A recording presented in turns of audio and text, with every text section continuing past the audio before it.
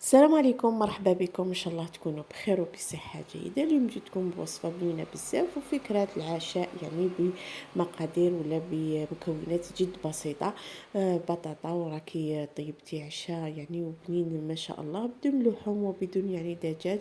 ان شاء الله تنال اعجابك. اول حاجه نجيبو هنا طنجره، نحطو فيها شويه زيت، نحطو ملعقه تاع الزبده باش تجينا شويه بنينه. كيما مادام ما حاش نديرو الدجاج ولا اللحم، نديرو شويه مانغرين يعني باش تبن لنا هذه المأكولة. حطوا فيها هنا حبة عبسة، نقطعوها مربعات ونقلوها مليح يعني حتى تدبل مليح هذيك البصل. نجيبوا البطاطا ونقشروها، نقطعوها الى دوائر ولا نصف دوائر كما راكي تلاحظي يعني، والسمك تاعها ما يكونش بزاف خشين، يعني تكون متوسطه برك. نحكموها ونقلوها مليح مع هذيك البصل، ومن بعد نزيدوا عليها يعني كميه من الماء، ماشي بزاف لاخاطر البطاطا معروفه يعني تمتم طيب، ما حاش تاخذ لك بزاف الوقت باش طيب. اول حاجه نتبلوها قبل ما نحطوا الماء، نحطوا الملح والفلفل الكحل، نحطوا شويه كوري وشويه كركم يعني باش نبدلوا لها برك لا كولور تاعها، ونقعدوا نخلطوا مليح حتى تشوفيها يعني تقلات مليح البطاطا مع هذيك البصل والتوابل.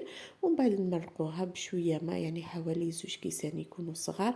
قسم ما بيد يعني طيب لنا هذيك البطاطا لاخطر راح من بعد نكملوا لها الطيب تاعها داخل الفرن.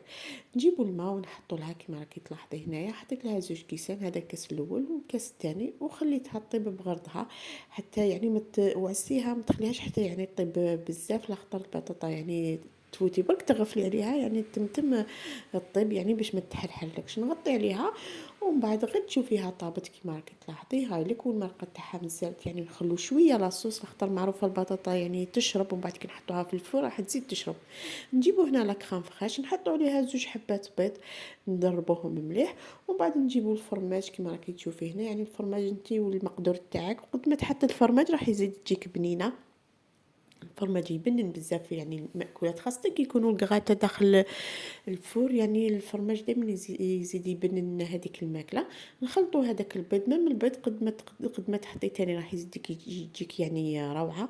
انا حطيت غير 2 حبات بيض، تقدري تحطي 3 ولا 4 يعني على حسب كميه تاع البطاطا اللي راكي مدايرتها. نقطعوا هذاك الفرماج فوق هذيك البطاطا كما راكي تلاحظي، ونشعلوا الفور ديجا من قبل، نخلوه يسخن واحد ربع ساعه الافونس باش ندخلو برك هذه الكغاته يعني تمتم يطيب. بعد نجيبوا هذيك لاكخام فخاش والبيض ونحطوهم على هذيك البطاطا كما راكي تلاحظي، ونسقموها مليح يعني حتى نغطوا كاع البطاطا تاعنا كما راكي تشوفي هكذا.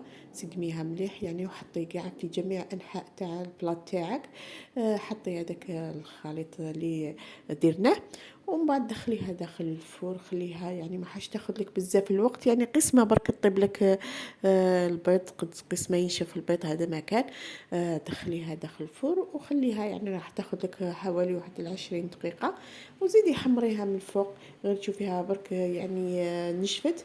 حمريها من الفوق باش تاخذ تحميره تجي شابه كما راكي تشوفي هنايا. راني سقمتها وحطيت لها كاع هذيك لاكخام من الفوق. دوك دخلتها داخل الفرن، ومن بعد نجبدها كما راكي تلاحظي هاي لك، وحمرتها من الفوق يعني راح تجيك بنينه واقتصاديه وحقيقه بنينه بزاف. يعني الا حبيتي برك تجربيها وشوفيها كيفاش يعني راح تجي البنه تاعها روعه. اللي يعجبها هذا لا فيديو ما عليها غير تفعيل الجرس والاشتراك في القناه تاعي باه يوصلها كل جديد. والسلام عليكم ورحمه الله تعالى وبركاته، في وصفه اخرى ان شاء الله تعالى.